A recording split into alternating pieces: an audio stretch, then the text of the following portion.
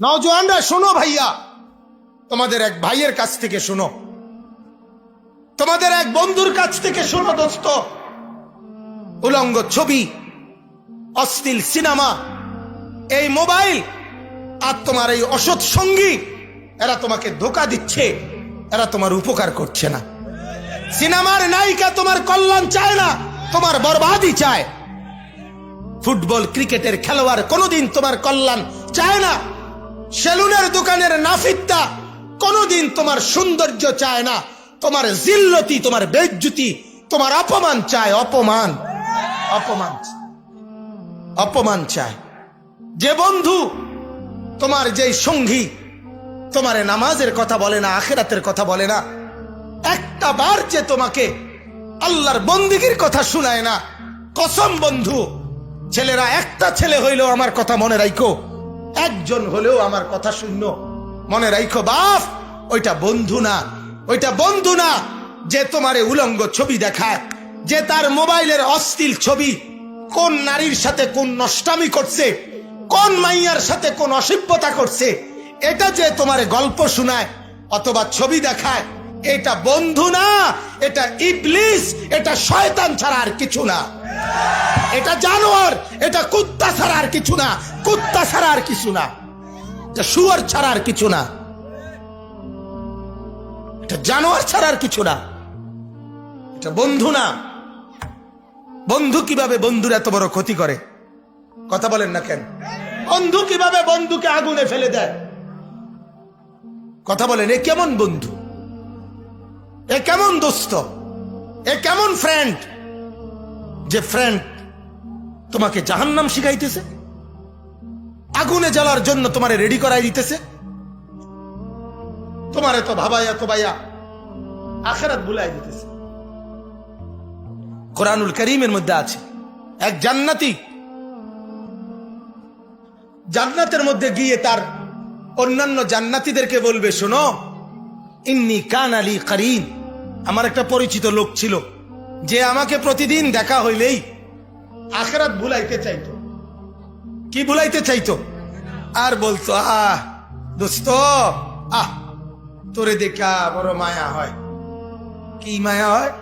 এই যে একটা হুজুরে বাপ লইয়া আড়স, আহ সুখ বলতে, আনন্দ বলতে কিচ্ছু, রস কস কিচ্ছু নাই তোর।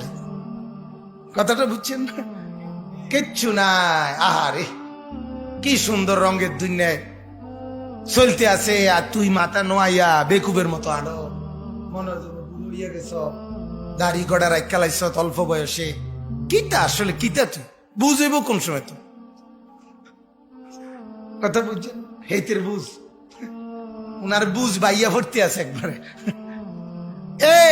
ওই জান্নাতি বলে, আমার ওই বন্ধু, আমার পরিচিত লোকটা, ছেলেটা অহরহ আমাকে আখিরাত ভুলাইতে চাইতো, আর বলতো, আইদা মিতনা ওয়া কুন্না তুরাবান ওয়া ইযামান আইন্না লামাদিনুন।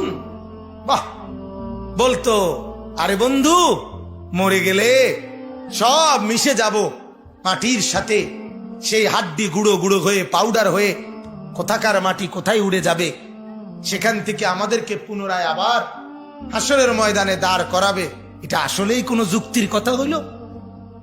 কি কও না কও, কই পাইবো মাড়ি, কই পাইবো আড্ডি, কই পাইবো আমারে, আমি কই, আড্ডি কই, মাডি কই? আসেনি কোনো হদিস থাকবুনি? আল্লাহ তাআলা তখন বলবেন, কোরআনে আছে দোস্ত, কোরআনুল কারীমের আয়াত, আল্লাহ তাআলা তখন ওই জান্নাতীকে ডাক দিয়ে বলবে, হাল আনতুম মুত্তালিউন, এই জান্নাতি, তোমার সেই নাফরমান বন্ধু যে তোমাকে আখিরাত ভুলাইতো, যে তোমারে পরকাল ভুলাই দিত, তার পরিণতি এখন কি দেখবানি? তখন জান্নাতি বলবে, দেখবো, রব্বুল আলামিন দেখবো। তো আল্লাহ তাআলা বলবেন, নজর ফিরাও ওইদিকে। তো সে নজর ফিরাইলেই দেখবে জাহান্নাম। আল্লাহর কুদরতে আল্লাহ জাহান্নামটা এখানে বসা অবস্থাতেই তার সামনে তুলে ধরবে। আর ফাত্তালা ফারাআহু ফি সাওয়াইল জাহিম, তখন ওই জান্নাতি তাকাইয়া দেখবে তার সেই বন্ধুটা জাহান্নামের মাঝ বরাবর উত্তাল আগুনের কুণ্ডলীর মধ্যে একবার উতরাইয়া উপরের দিকে উঠে আবার উতলাইয়া নিচের দিকে নামে।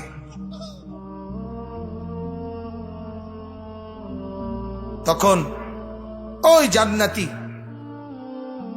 একটা চিৎকার দিয়া এই দৃশ্য দেখে বলবে, তাল্লাহি ইন কিত্তা লাতুরদিন, আল্লাহর কসম বন্ধু, তুই তো আমারেও এই পরিণতির দিকে নিয়ে গেছিলি,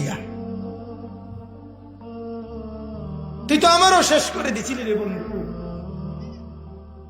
আমার মাওলার লাউলা নি'মাতু রাব্বি, আমার মাওলার নিয়ামত রহমত যদি না হইতো আমার উপরে, লাকুনতু মিনাল মুহদারিন, আমিও তো তোর মতো এই জাহান্নামে পড়ে যাইতাম, ডুবে যাইতাম। আল্লাহ না দয়া করছে রে, কত বড় বিপদ থেকে বাঁচাইছে রে, তোর কথা যে শুনি নাই, তোর কথা যে শুনি নাই।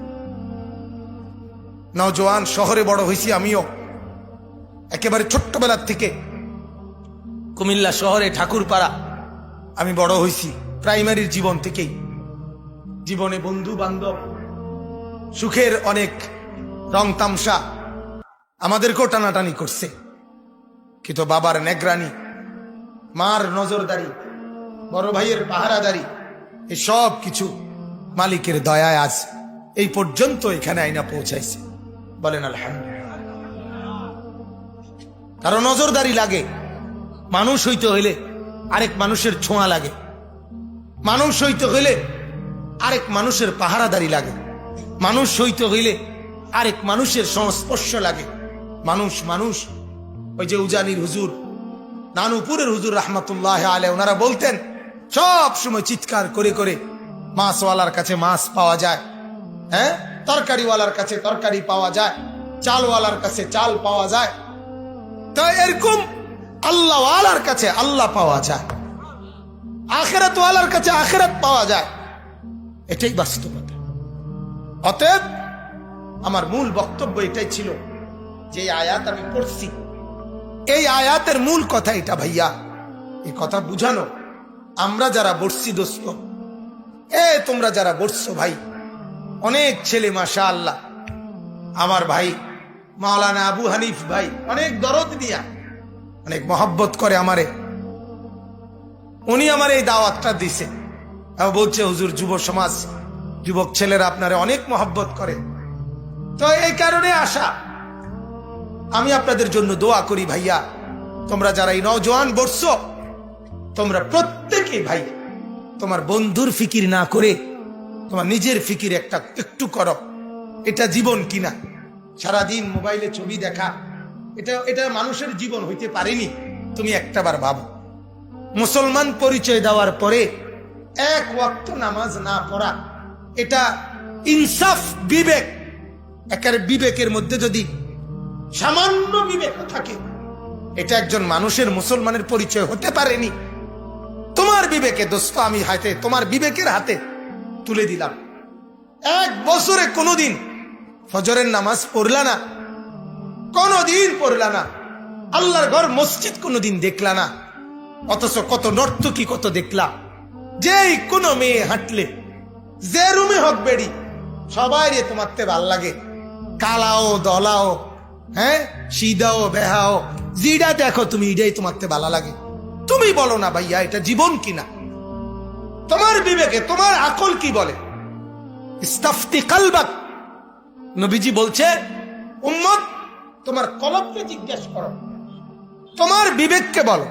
ওই যে ওই সাহাবীকে এক নওজোয়ান যুবক আল্লাহর নবীর কাছে কালেমা পড়ছে, বলছি ইয়া রাসূলুল্লাহ, আমাকে জিনা করার, ব্যভিচার করার অনুমতি দিতে হবে। আল্লাহর নবী তাকে বিবেক জাগাইতে চাইছে তার। নবীজি বললেন, তাহলে শোনো, আগে আমার একটা প্রশ্নের জবাব দাও, যদি তুমি যেই কাজটি আরেকজন নারীর সাথে করবা, এই কাজটা যদি তোমার মা, তোমার বোন, তোমার এরকম মা বোন, তাদের সাথে কেউ করতে চায়, তুমি মেনে নিবা কি? ওই যুবক তরবারি বাহির করে বলছে, অসম্ভব, আমি বেঁচে থাকতে আমার মার সাথে কেউ অপকর্ম করবে, আমার বোনের সাথে কেউ অপকর্ম করবে, অসম্ভব, আমি জান দিয়ে হলেও সেটা প্রতিহত করব। আল্লাহ নবী সাল্লাল্লাহু আলাইহি ওয়াসাল্লাম বললেন, তাহলে যুবক, তুমি যার বোনের সাথে, যে নারীর সাথে অপকর্ম করবে, সেও তো কারো বোন, সেও তো কারো মা। তাহলে সে কিভাবে তোমার বেলা এটা সহ্য করে নিবে, মেনে নিবে কিভাবে? এই কথা বলার সাথে সাথে ওই যুবক বলছি, ইয়া রাসূলুল্লাহ, আমার চোখ খুলে গেছে, আমি কসম করে বলছি এমন অপকর্ম আমি আর কোনোদিন করব না। তাহলে আমি বিবেক জাগাইতে চাই, আমিও বিবেক জাগাইতে চাই। তুমি বলো না ভাইয়া, এটা কি জীবন কিনা?